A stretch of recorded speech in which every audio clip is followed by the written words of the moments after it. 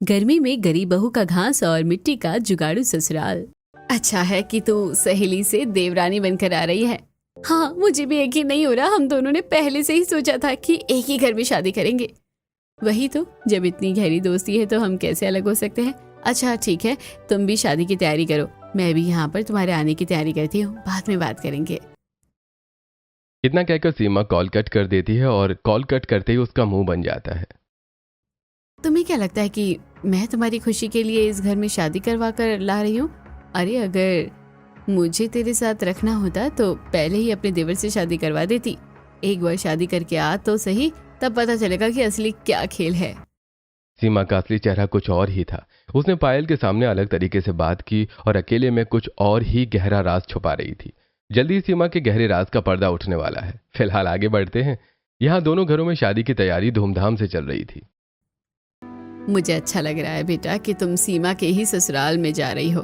तुम दोनों बचपन की सहेली हो और हमेशा साथ पली बड़ी हो, इसलिए हमें तुम्हारी चिंता थोड़ी कम है। हाँ बेटी, बिल्कुल। अब सीमा के ससुराल वालों को उसके घर वाले भी अच्छे से जानते हैं और फिर वहां पर तुम्हारा साथ देने के लिए तुम्हारी सबसे अच्छी सहेली भी तो होगी। इस तरह शादी का दिन नजदीक आ जाता है और पूरे रीति रिवाजों के साथ दोनों की शादी हो जाती है और शादी के बाद उनका गृह प्रवेश करवाया जाता है। पायल गृह प्रवेश करके घर के अंदर आती है। घर में आने के बाद कुछ रस्में की जाती हैं। चलो अच्छा है कि सब कुछ सुख शांति से हो गया। मुझे तो बहुत खुशी हो रही है पायल तुम्हारे इस घर में आने की। हाँ भाभी, आपकी खुशी तो अलग से ही झलक रही है।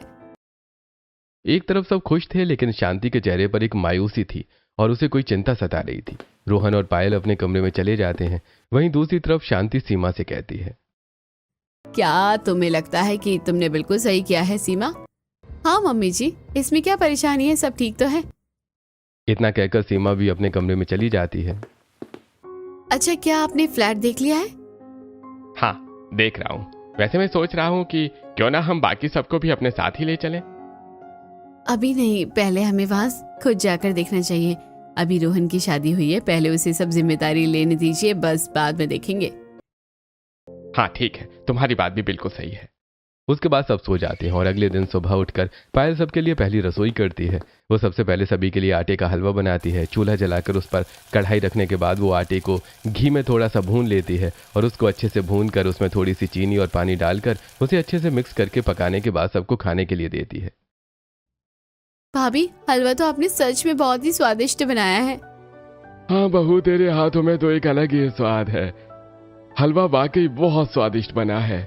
उसके बाद पायल सबके लिए खाना बनाने जाती है। वो सभी के लिए मीठे मीठे पेठे की सब्जी और साथ में आलू की भुजिया और गर्मा गर्म पूड़ी बनाती है। जब सभी हलवे के साथ ये सब खाते हैं तो सबको खाना बहुत स्वादिष्ट लगता है। सबसे पहले हमने सिर्फ मुंह मीठा करने के लिए हलवा खाया तो ये बहुत ही स्वादिष्ट लगा, और अब बाकी के खाने के साथ खा रहे हैं तो टेस्ट और दुगना लग रहा है। सच में बहू, तू तो बिल्कुल अन्नपूर्णा है। हाँ, खाना बहुत स्वादिष्ट है। हाँ चाची, आप तो मम्मी से भी ज्यादा अच्छा खाना बनाती हो। इस तरह सभी को पायल की तारीफ करते हुए देखकर सीमा अंदर ही अंदर जल भुनकर राख होने लगती है। इसी वजह से मैं इसकी शादी अपने देवर से नहीं करवाना चाह रही थी। जब देखो बस महान बनती रहती है। थोड़ी देर बाद जब मुंह दिखाई की रस्म होती है तो शांति की कुछ खास पड़ोसन वहां पर आती हैं। पायल उनके पैर छूती है और पड़ोसने पायल को देखकर उसे तोहफे देती हैं और कहती हैं, सच में शांति मानना पड़ेगा, छोटी बहू तो हीरा है हीरा, कितने सुंदर और साथ में संस्कार भी है। हाँ, हमें तो तुम्हारी छोटी बहू देखकर बहुत ही खुशी हो रही है। हमें तुम्हारी छोटी बहू बहुत अच्छी लगी। अब ये सब सुनकर जो सीमा को जलने की कसर थोड़ी बहुत बची थी, वो बची कुची कसर भी अब पूरी हो जाती है। जहाँ देखो बस हर कोई इसी की तारीफ करता रहता है, इसलिए मैं नहीं चाहती कि कभी भी इसके साथ मैं सेम घर में रहूं, क्योंकि जब भी देखो हर जगह सबका ध्यान अपनी तरफ खींचने में लगी रहती है। इस तरह दिन बीत जाते हैं। एक दिन जब पायल और सीमा दोनों साथ में बैठकर खाना बना रही थी। कितनी ज्यादा गर्मी हो रही है। गर्मी तो अब बस बढ़ती जा रही है। इस गर्मी की वजह से तो हम बहुत परेशान हो जाएंगे। हाँ, गर्मी का कहर तो सच में बहुत बढ़ रहा है। इस गर्मी की वजह से हमेशा दिमाग भी गर्म रहता है, लेकिन मुझे खुशी है कि हम दोनों अब एक ही घर में हैं। पायल को तो खुशी हो रही थी, लेकिन अभी वो नहीं जानती थी कि एक मुसीबत उसका इंतजार कर रही है। 2 दिन बाद घर के बाहर एक टेम्पो आता है और उसके अंदर घर का मेन सामान लोड हो रहा था। अरे अरे, ये पुराना कूलर नहीं, वो नया कूलर रख दो। जी ठीक है। सीमा सारा सामान टेम्पो में लोड करवा लेती है। मुझे बिल्कुल अच्छा नहीं लग रहा सीमा कि तुम यहाँ से जा रही हो। मैं तो बिल की हमेशा साथ रहना चाहती हूँ। हे भगवान, ये कितना बोलती रहती है, बिल्कुल हाथ मुंह धोकर पीछे पड़ जाती है। बस जल्दी से यहाँ से जाऊं तो पीछा छूटे इससे मेरा। हाँ बिल्कुल, अगर सब साथ रहते हैं तो ज्यादा अच्छा होता है।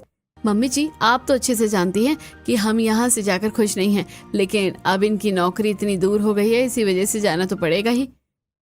इतना कहकर सीमा वहां से चली जाती है और अब घर में कम सदस्य रह जाते हैं। लेकिन अब पायल के लिए सिर्फ यही एक परेशानी नहीं थी, उसके लिए बल्कि एक और बड़ी चुनौती थी। आज दोपहर में फिर से रोहन जॉब से घर वापस आता है। वो कमरे में कपड़े बदलकर बिस्तर पर लेटा था, तब पायल वहां जाती है। आज आप ऑफिस से जल्दी घर आ गए? क्या आप हाफ डे लेकर आए हैं? अरे मुझे हाफ डे लेने की क्या जरूरत है, मैं तो सीधा नौकरी छोड़कर आया हूँ।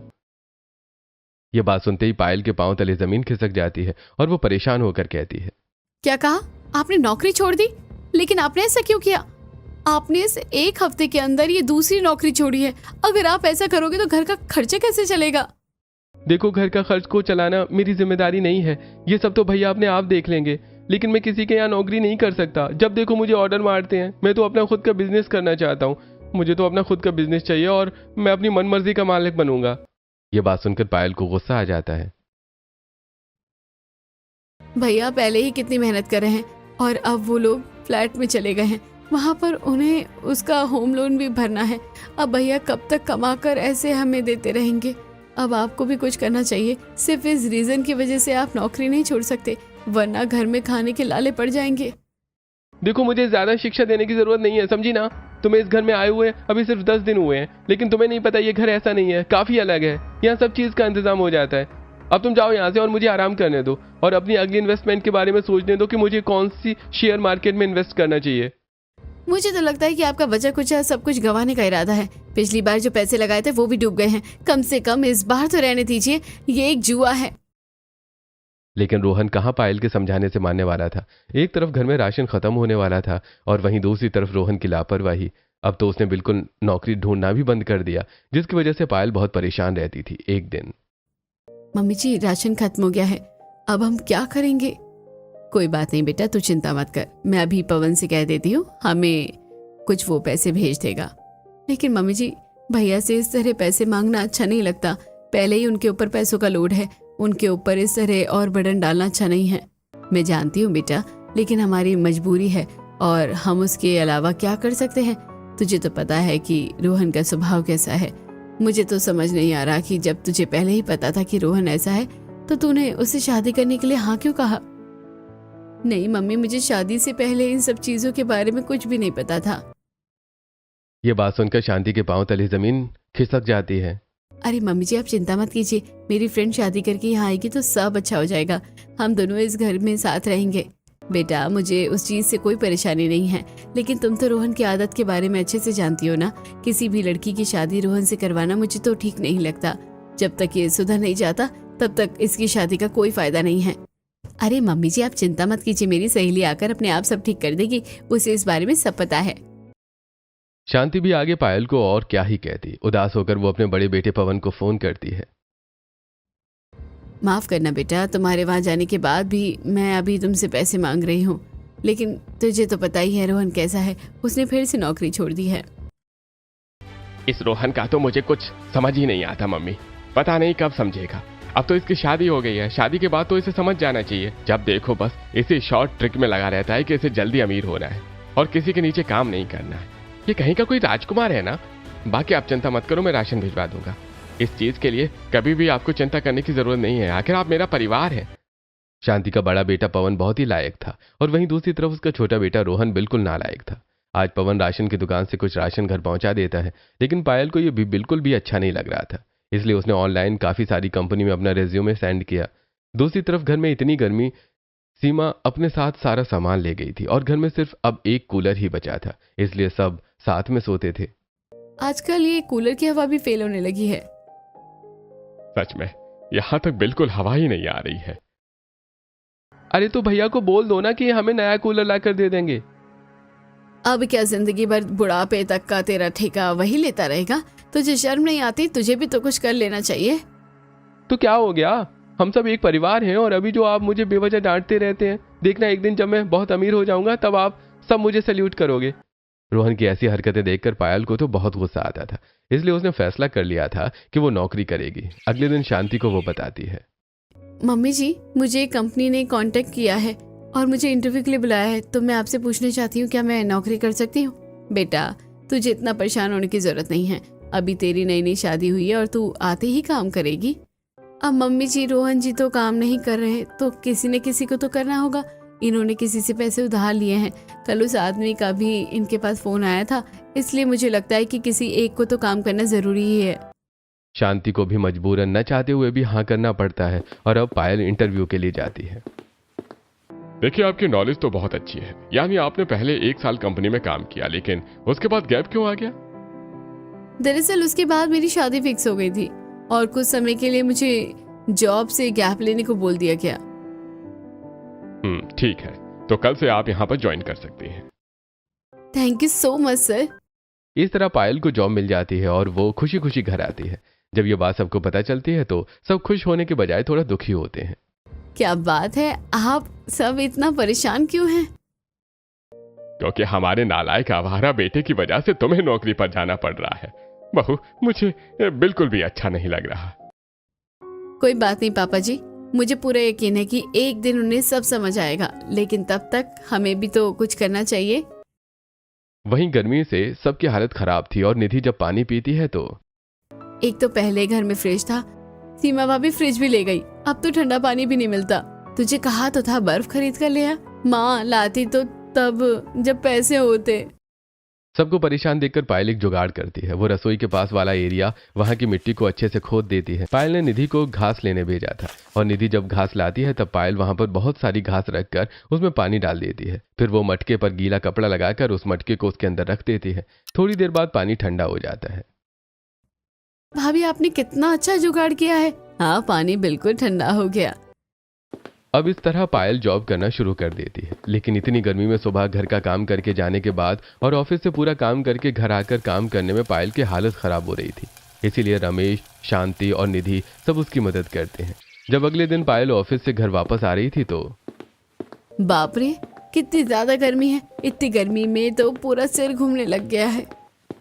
पायल घर आती है तो देखती है कि निधि आटा गूंथ रही थी और शांति और रमेश दोनों मिलकर सब्जी काट रहे थे। मम्मी जी, पापा जी, आप दोनों को इस तरह परेशान होने की कोई जरूरत नहीं है। मैंने कितनी बार कहा है कि ये काम मैं खुद कर लूंगी।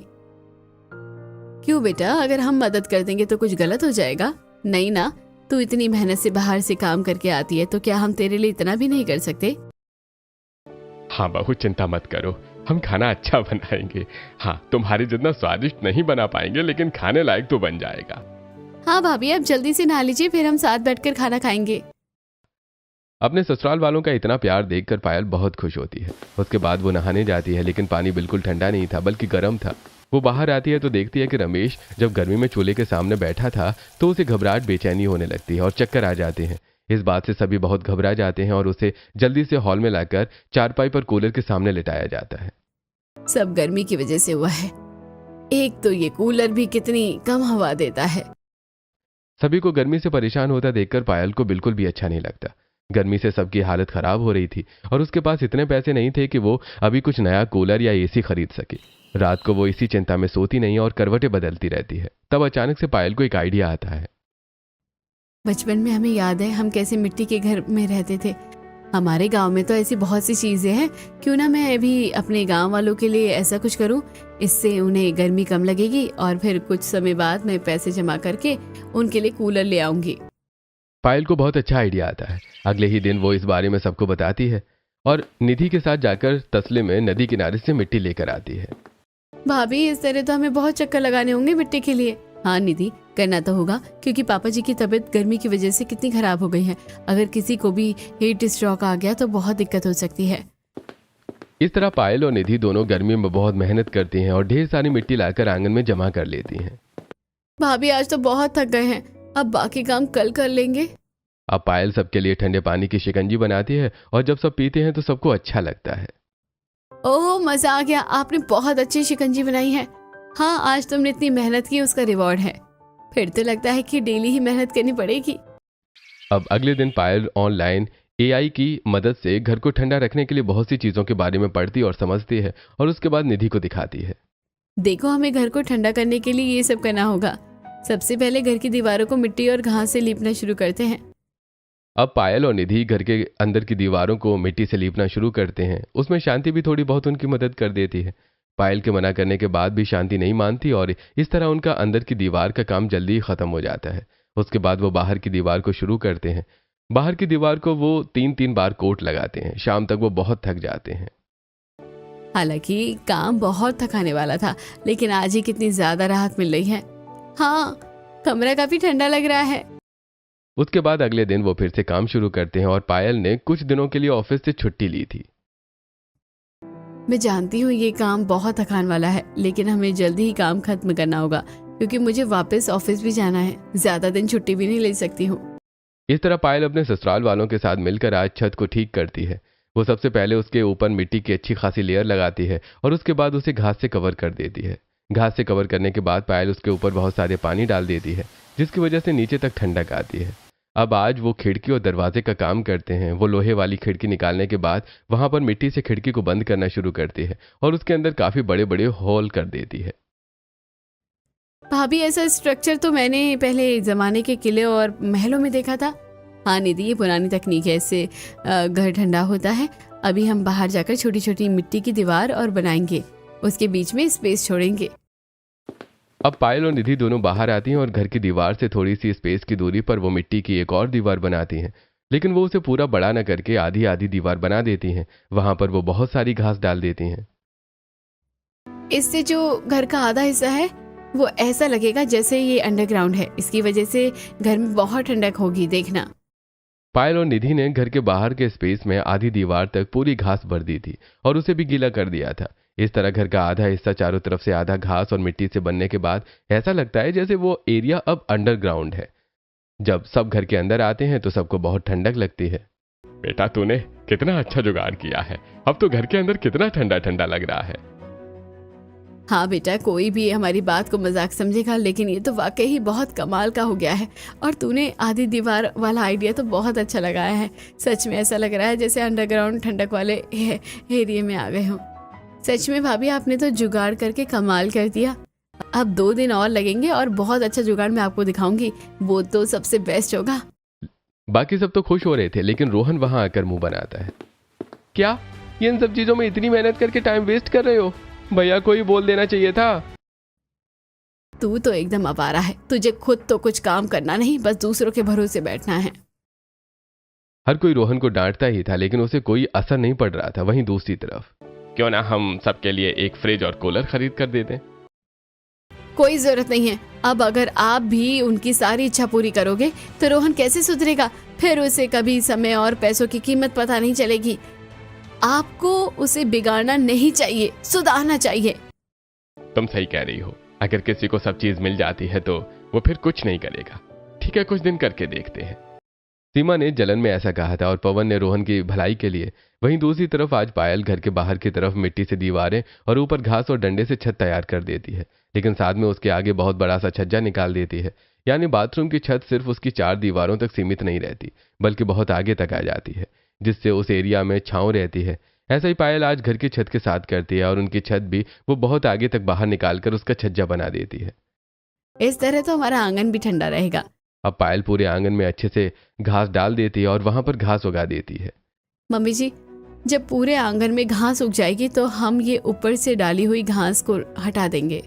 उसके बाद पायल एक लकड़ी का रेक्टेंगल बॉर्डर बनाती है और उसके बीच में बहुत सारी घास से उसे कवर कर देती है। उसमें वो मजबूत रस्सी बांधने के बाद घास को अच्छे से फिक्स करती है। साथ में नीचे उसके 4 पैर बनाकर घास की चारपाई बना देती है। इस तरह पायल मेहनत से सारा काम कर रही थी।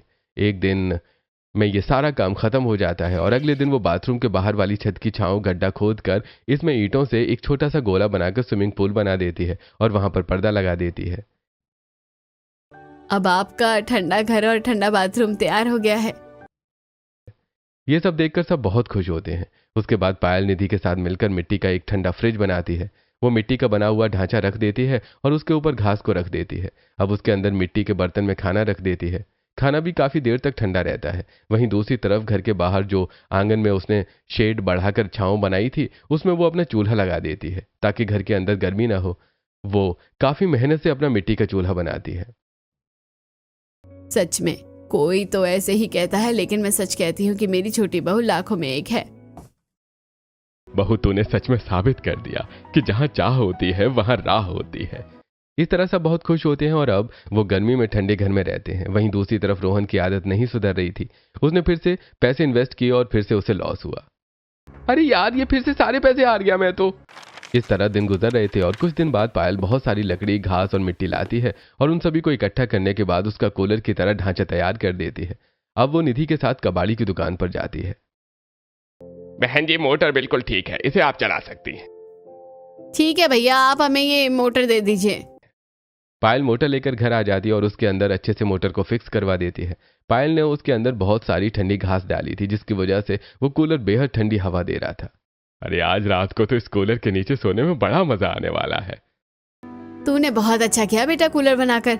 हमारे पुराने वाले कूलर की मोटर सच में खराब हो गई थी, क्योंकि उसके अंदर से तो हवा आनी बंद हो रही थी। बहुत कम हवा आती थी। भाभी, आपने तो इतने सारे जुगाड़ करके सच में कमाल कर दिया। इस तरह सब खुश हो रहे थे। जब अगले दिन सीमा और पवन दोनों वहां जाकर ये सब देखते हैं तो उनको भी काफी हैरानी होती है। और पिंकी तो वो छोटा सा स्विमिंग पूल देखकर बहुत खुश हो जाती है। वो उसके अंदर निधि के साथ ठंडे पानी में नहाती है। बुआ, ये तो कितना सुंदर है और अच्छा है। हमारे घर में स्विमिंग पूल भी है। हाँ बेटा, सब कुछ तुम्हारी चाची ने किया है। पवन भी ये सब देखकर हैरान था। बेटा, सब कुछ छोटी बहू ने किया है। वो हमें गर्मी में परेशान देखकर खुद परेशान हो रही थी, इसलिए उसने सिर्फ हमारे लिए इतनी मेहनत की।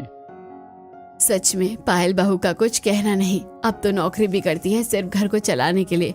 हमारी छोटी बहू ने कितना कुछ किया है। सब पायल की तारीफ कर रहे थे और सीमा जल भुनकर राख हो रही थी, लेकिन पवन को बुरा लगता है। मम्मी पापा, अगर इतनी कंडीशन खराब थी तो आपको मुझे बताना चाहिए था। बेचारी पायल को भी कितना ज्यादा परेशान होना पड़ा। मैं यहाँ से चला गया, इसका मतलब ये नहीं है कि आप मुझसे बातें छुपाएंगे। नहीं बेटा, हम तो तुझे बताना चाहते थे, लेकिन पायल बहू ने मना किया कि अभी तुझे परेशान नहीं करना चाहिए। तेरे ऊपर भी अभी लोन का और बाकी सब खर्चों का भार है। पायल ने कहा है कि हमें हर परिस्थिति का सामना करना आना चाहिए और हार नहीं माननी चाहिए। सच में बहू के जज्बे को सलाम है। इस तरह सब पायल की तारीफ कर रहे थे। हालांकि घर में अभी कुछ अच्छा भी होने वाला था और साथ में बहुत बुरा भी। कुछ दिन बाद पायल सबको बताती है कि वो माँ बनने वाली है, तो इसकी खुशी सबको हो रही थी, लेकिन साथ में रोहन को भी इसकी खुशी थी।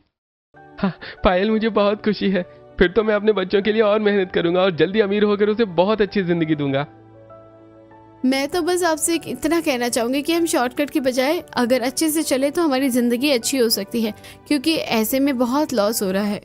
लेकिन रोहन कहाँ समझने वाला था।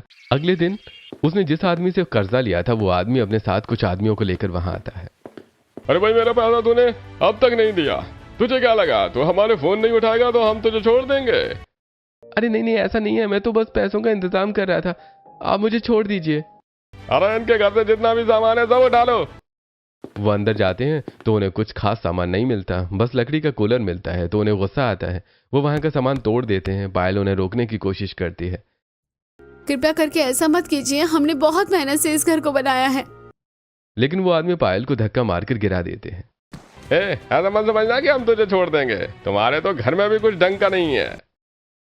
धमकी देकर आदमी वहां से चला जाता है। लेकिन रोहन को पायल की बड़ी चिंता होती है, तो वो उसे जल्दी से हॉस्पिटल लेकर जाता है। वहां पर पायल की डॉक्टर उसे चेक करती है। अभी तो बच्चा और माँ बिल्कुल ठीक है, लेकिन अगर दोबारा ऐसा कुछ हुआ तो कुछ भी हो सकता है, ध्यान रखिए। ये सब देखकर और ऐसा सुनकर रोहन के मन में डर बैठ जाता है। आज रोहन लाइफ की सिचुएशन को देखकर बहुत सीरियस था और गुमसुम भी।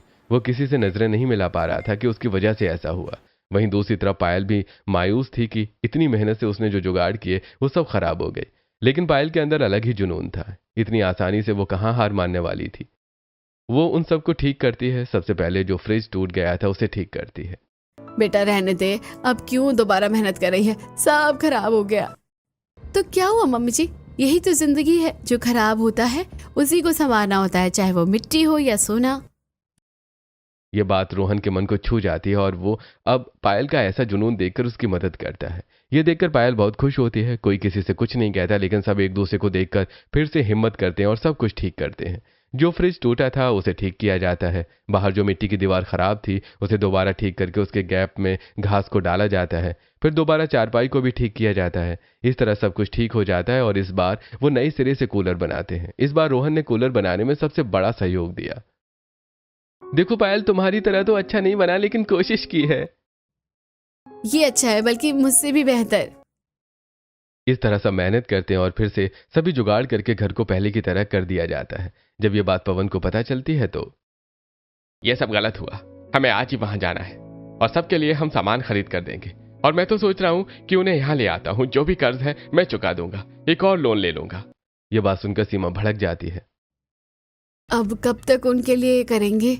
हमने क्या ठेका लिया है उनका 7 जन्म तक का? उनके लिए हम कुछ नहीं करेंगे, वो खुद से करेंगे। वाह, तुमने बहुत अच्छी बात कही। आज समझ आ रहा है कि तुम भले के लिए नहीं बल्कि तुम्हारे अंदर जहर है, इसलिए तुम मुझे मेरे घर वालों को कुछ भी देने से मना करती थी। लेकिन याद रखना, वो मेरा परिवार है, मैं उन्हें मुसीबत में नहीं छोड़ूंगा। तुमसे अच्छी तो पायल है जिसने घर के लिए कितनी मेहनत की है। जब देखो हर कोई बस पायल पायल ही करता रहता है। बचपन में भी हर कोई मुझसे ज्यादा उसकी तारीफ करता था। वो ज्यादा सुंदर है, वो ज्यादा अच्छी है, उसके मार्क्स भी मुझसे ज्यादा आते हैं। बस बहुत हो गया उसके लिए, मैं किसी को कुछ नहीं करने दूंगी। ये सब तुम्हारी जेलसी बोल रही है। इसलिए जब तुम्हें रोहन की सच्चाई पता चली तब तुमने जानबूझकर अपनी सहेली को इस शादी में फंसाया, क्योंकि उसे दुख देकर तुम्हें अच्छा लगता था। लेकिन उसने तुम्हारे लिए हमेशा अच्छा सोचा। उसका मन साफ है, वो दूसरों के लिए जीती है, इसलिए सब उसकी तारीफ करते हैं। तुम जब अपने घर वालों के लिए पैसे भेजती हो तब सब सही है। आज के बाद यहां पैसे भेजने हैं तो खुद कमाना, लेकिन मैं अब अपने परिवार के लिए ही सब करूंगा। यह बात सुनकर सीमा हैरान थी। और पायल से चिढ़ना बंद करो। तुम्हें पता है जब माँ ने पायल से कहा कि रोहन के साथ उसकी शादी गलत हुई, और क्या तुम्हें लगता है कि सीमा कसूरवार है? तब जानती हो पायल ने क्या कहा कि सीमा मेरे साथ गलत कैसे कर सकती है, वो मेरी सहेली है। उसने तो सब मेरे भले के लिए सोचा होगा और हम दोनों का साथ उसे अच्छा लगता है, इसलिए उसने ऐसा सोचा। कुछ गलत हो रहा है तो वो सीमा की गलती नहीं, मेरी किस्मत है। इतना कहकर पवन वहां से चला जाता है और ये सब बातें सीमा की आंखें खोलती हैं। उसे भी बहुत बुरा लगता है। सीमा पवन के पास जाती है। मुझे माफ कर दीजिए, मुझे ऐसा नहीं करना चाहिए था। चलिए हम सब साथ में चलते हैं और इसका सॉल्यूशन निकालते हैं। पवन को खुशी होती है और सब वहां जाते हैं। पायल, सब कुछ खराब हो गया था, तुमने तो फिर से सब ठीक कर दिया। इस बार सबने मेरी मदद की है, रोहन जी ने भी। ये तो हैरानी की बात है। हाँ भैया, लेकिन अब मुझे एहसास हो गया है कि शॉर्ट ट्रिक्स में कुछ नहीं रखा। बिना मेहनत किए कुछ नहीं मिलता। मैंने अब एक जगह नौकरी करना शुरू कर दिया है। चिंता मत कर, तेरा कर्ज उतारने में मैं तेरी मदद करूंगा। और अगर तू ऐसे ही रहा तो मुझे बहुत खुशी होगी। मैं चाहता हूं तू जिंदगी में बहुत तरक्की करे। मैं आप सबके लिए नया कूलर लेकर आऊंगा। नहीं भैया, आज तक आपने मेरे सारे गलत कामों को संवारा है। बड़ी मुश्किल से मुझे अकल आई है। इस बार मुझे खुद सब करने दीजिए। मैं चाहता हूं मेरा बच्चा भी देखे कि उसके पापा मेहनती हैं और अब मैं लापरवाही नहीं करना चाहता। सभी को रोहन की इस बात पर गर्व होता है, वहीं सीमा पायल से। मुझे माफ करना। माफ तो तुम्हें मैं नहीं करूंगी। सीमा डर जाती है, क्योंकि तुम फ्लैट में जाने के बाद हमें भूल गई हो और हमसे मिलने भी नहीं आती। फिर से पायल की अच्छाई देखकर सीमा का दिल पिघल जाता है और अब सबके साथ अच्छे से रहती है। अब पवन और सीमा कुछ दिन के लिए पायल के बनाए हुए जुगाड़ू घर में ही रहते हैं। मानना पड़ेगा, एसी भी फेल है यहाँ के आगे। अंदर भी कितनी ठंडक है और बाहर भी तो अच्छी शेड लगाकर तुमने गांव में स्विमिंग पूल के साथ घास वाली ठंडी चारपाई भी बनाई है। हाँ भाभी, अब तो बाहर भैया ने शेड में भी पंखा लगा दिया है, वहाँ बैठकर अब और अच्छा लगता है। आज शाम को सभी वहां बैठकर स्नैक्स खा रहे और पड़ोसन भी वहां आती हैं। वहां मिट्टी की शेड और घास की चारपाई पर जब सब बैठे होते हैं तो सच में मजा आ गया। मानना पड़ेगा, शांति बहू चुनकर लाई है। हाँ, मेरी दोनों बहुएं कमाल है। इस तरह परिवार में सब ठीक हो जाता है और अब परिवार खुशी खुशी अपने बनाए हुए जुगाड़ू ठंडे घर में रहता है, क्योंकि अभी रोहन को पहले बहुत से हिसाब चुकाने थे और अब वो अपनी पत्नी के सपोर्ट से सब कुछ ठीक करता है।